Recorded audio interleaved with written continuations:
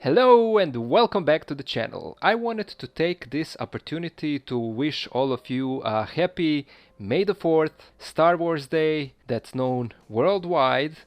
And just because most of you guys who are here on this channel watching my content know that most of my videos are dedicated to the Star Wars franchise in terms of 6-inch Black Series action figures. And so in that spirit, I wanted to share a quick story about how I became a Star Wars fan. Namely, when I was a kid back in the late 80s and early 90s, I never watched Star Wars.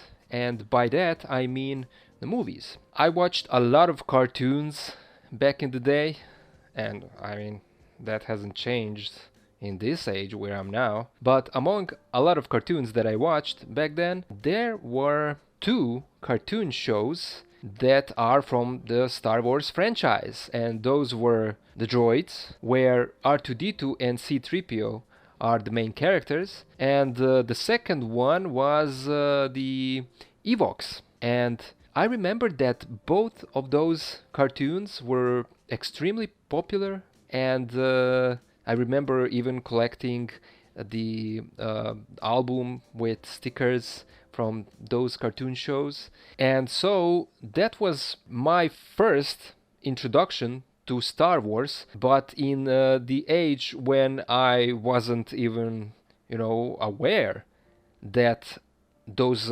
cartoons and those characters come from the Star Wars franchise, in terms of that there is a bigger movie story. And even if I was aware of that, I don't remember it, and I don't even remember that it ever pushed me to watch all of the movies back then. And so we are talking about the time when there was only the original trilogy. The prequels didn't even come out back then. And after that, life went on. I went to school.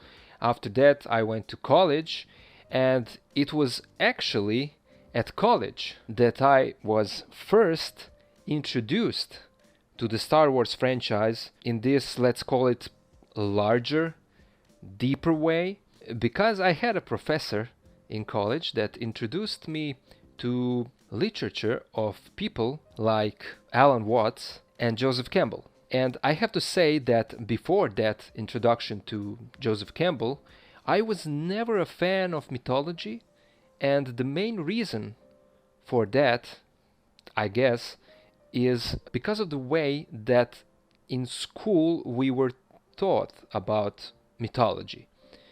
Because I remember that on my first year of college, I actually had a rough time passing the exam of mythology, because the way that they wanted us to learn about mythology was strictly through a family tree of all of those gods, goddesses, and their children, and heroes, and kings, and their children, and so on and so on. So it was a really rough way to introduce someone to that kind of theme as mythology. All they wanted us to do is to memorize all of the characters and who's related to who and from where each of them come from, so that we can learn their attributes and so that we can recognize them in terms of art history theory. So that was a part of what I was learning, what I was studying back then. But then, as I said, here came that teacher that introduced me to Joseph Campbell. And so I started to read a book called The Power of Myth, and I even have that book today as well. It's translated to Croatian, but it is this, The Power of Myth, or in Croatian as it is called, Moć mita, a conversation with Bill Moyers. And that book just opened to me a whole new perspective on mythology. I was never introduced to mythology in such a way as I was then when I started reading Joseph Campbell. And it is in this book that, that interview is actually recorded as a 6-part documentary, let's call it, like a documentary interview with Joseph Campbell, and mostly it was actually filmed on Skywalker Ranch because Joseph Campbell was a really good friend of George Lucas, and he even called George Lucas his best student. And so I wasn't looking at Star Wars just through their aesthetics, lightsabers and so forth, but I was looking at it through the core, through the mythological motifs that Lucas used in his movies and that had such a deep and rich symbolical meaning that can be found through all of the traditions through human history. And so I was instantly in love with mythology, and I remember we managed to get that 6-part video interview with Joseph Campbell, and we watched it religiously.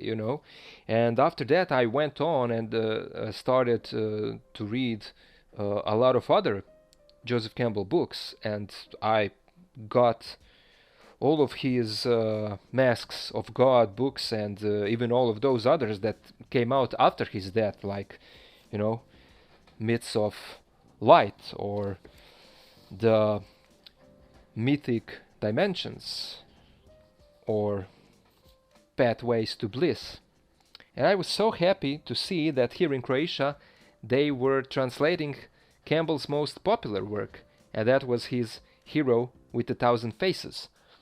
And I have the original as well, but this is the Croatian version called Junak s tisuću lica, or Hero with a Thousand Faces. That was the way that I was introduced to Star Wars and started to watch the movies and all of it. And I actually think that my first Star Wars movie that I ever watched was Episode 3, Revenge of the Sith, because that was the year when I was introduced to Star Wars, when Revenge of the Sith was in theaters. So from back then, I'm in love with mythology and I'm in love with this Star Wars franchise.